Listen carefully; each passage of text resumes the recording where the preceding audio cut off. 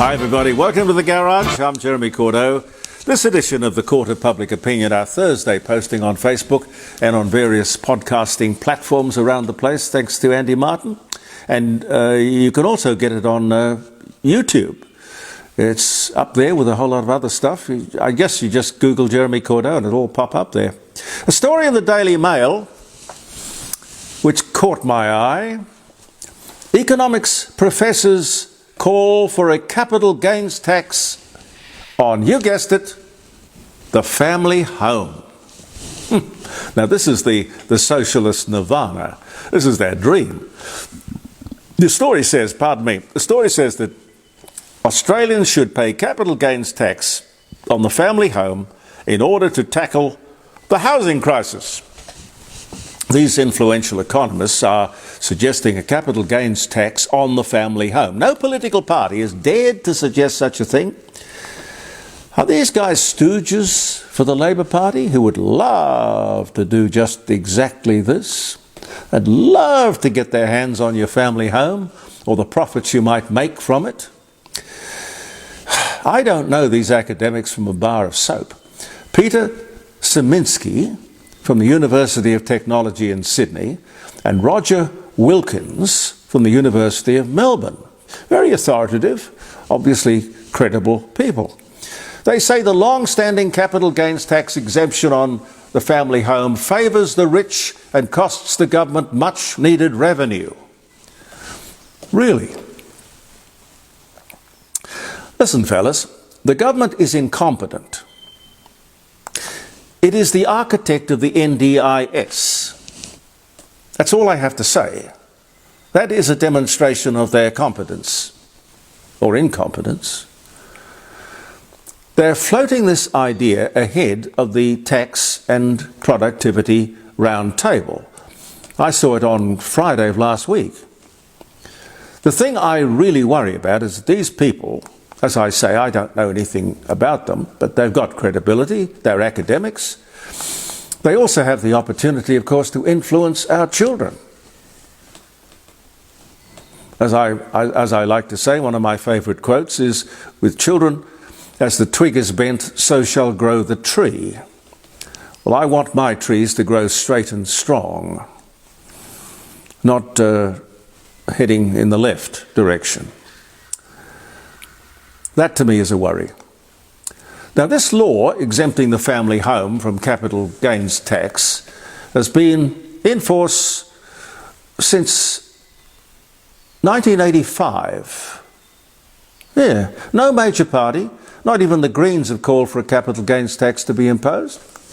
These two professors, Szyminski and Wilkins, argue that not taxing the family home costs Treasury $50 billion in revenue.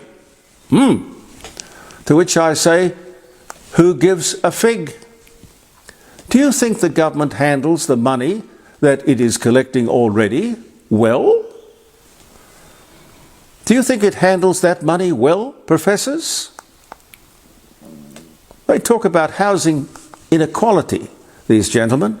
Look, there is inequality everywhere you look. You cannot punish the successful, the achievers, indeed even the rich, for their position in life. I want to read you something, because if I pick up my glasses, I want to read you something because it has been a very influential thing in my life. And I'm reading it to you from this, which is Stephanie Marsden, who used to work with me at 5DN when we were doing the morning program 9 to 12. And she brought out this book. I don't know, she must have spent a lot of time listening to the radio. It's called Talk Back, Trash and Treasure. And it is the wit and wisdom of the wireless. But all sorts of really interesting anecdotes and things and quotes. And this one particularly, this has stayed with me since I first read it many years ago, back in the late 60s. The words of the great American president, Abraham Lincoln. A salutary lesson. Lincoln said, You cannot bring about prosperity by discouraging thrift. You cannot strengthen the weak by weakening the strong. You cannot help the wage earner by pulling down the wage payer. You cannot further the brotherhood of man by encouraging class hatred. You cannot help the poor by destroying the rich. You cannot establish sound security on borrowed money. You cannot keep out of trouble by spending more than you earn. You cannot build character and courage by taking away a man's initiative and independence. And this is the one that I think is so important. You cannot help men permanently by doing for them what they could and should do for themselves. And this man, Abraham Lincoln, was what we would call a socialist these days.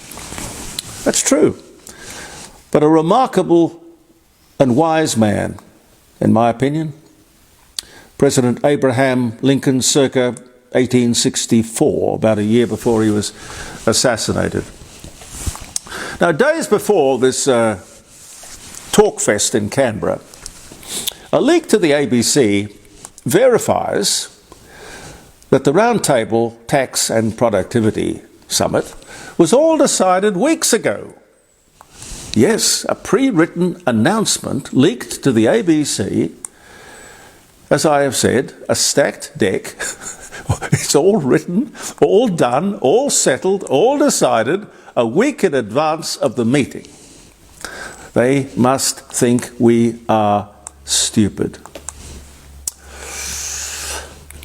Some progress. Now, if one is banned from working with children on grounds of character or behaviour or past record, if you're banned in one state, you will be banned from working with children in every state. That was the recommendation of the Royal Commission into Child Abuse, which came down 10 years ago, but just this week, well, more correctly Friday, it's been decided that that's a good thing to do. It was a good thing to do 10 years ago. Taken 10 years to get it implemented? When will people take seriously the findings of royal commissions that cost us hundreds of millions of dollars and are simply ignored? There must be some kind of big, dusty, neglected filing cabinet somewhere containing hundreds of Royal Commission findings handed down over the years and nobody ever looks at them. Somebody should have a Royal Commission into Royal Commissions. Oh, now that would be a lawyer's picnic. Whoa! That would fly, wouldn't it? What else? Here in South Australia we have the dubious honour of putting $1 billion through our many poker machines each year. $1 billion. We hit the $1 billion mark. I guess there'd be bells ringing and lights flashing for that. Now that figure produces $450 million for the state government. Every year, that's what they make out of poker machines, the poker machine tax. The first duty of government is a duty of care. Do no harm. They know the destructive nature of poker machines, but they are the biggest addicts. So they're not going to stop this pernicious revenue-raising monster which does incalculable harm to the fabric of society because there's a quid in it, and not for the gambler. And of course the opposition is no better. I'm going to try and get Frank Pangelo on the show tomorrow. He is going to join the Liberal Party. I'll bet he has his eyes set firmly on the leadership. I wonder if he'll tell me. 9 o'clock, jeremycordeaux.com, 0491 65 68 60. if you'd like to ring us. 16% of all 6-year-olds, think about it, 16% of all 6-year-olds are on the NDIS. Mostly boys. That takes the total number of people on the NDIS to 740,000 people. The budget is the same size as the defence budget, about $50 billion. And, organised crime could not be happier. It's a total disgrace, ladies and gentlemen, and a monument of the incompetence of the Labour Party. They refuse to do anything about it, and as for the Liberal Party, they don't say anything. No. You see, once these things are given, even if they're being abused, the opposition doesn't want to come in and be the bad guy. No, be the honest guy, be the right guy. The Royal Adelaide Show is just about upon us. It's a lot of fun. I mean, some people go for the canaries, some people go for the dogs, others for the cows, some for the pigs, some for the flowers, some for the show bags. 450 show bags this year. They tell me it's something of a record. Whatever happened to free sample bags? You know, a firm would sort of put together for the show things that it did, and the idea was to impress you with some free samples. Then somebody said, hey, why don't we charge for them? It was the beginning of the end. What does a show bag cost these days? I don't know. Pete, do you know? No, I don't, no. Anyway, someone might ring us tomorrow and tell us. Is there value in there? Don't know. Friday morning, jeremycordeaux.com, 0491 65 68 60. The government's crocodile tears over cost of living is sort of amazing and unconvincing.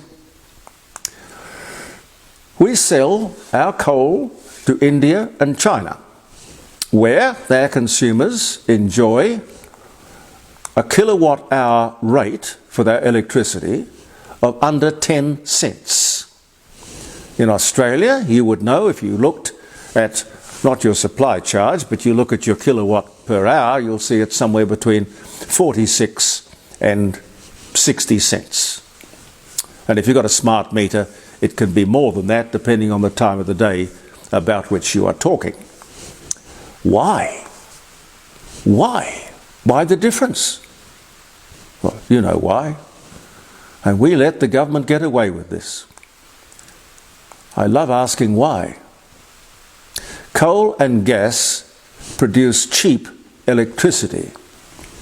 Labour doesn't care if China and India burn our resources to their benefit, but we can't. And we are not big polluters. What we do does not matter one iota. They, India and China, lovely people that they are big polluters. If the government was serious, they would stop those exports, wouldn't they? Wouldn't they sort of say, oh, this is hypocritical? Some journalist is going to stand up there and point this out. We can't use our coal and gas, but they can, and it's all in the same atmosphere. We must look like hypocrites. But of course, there's no journalist who's standing up there saying that. Funny, isn't it?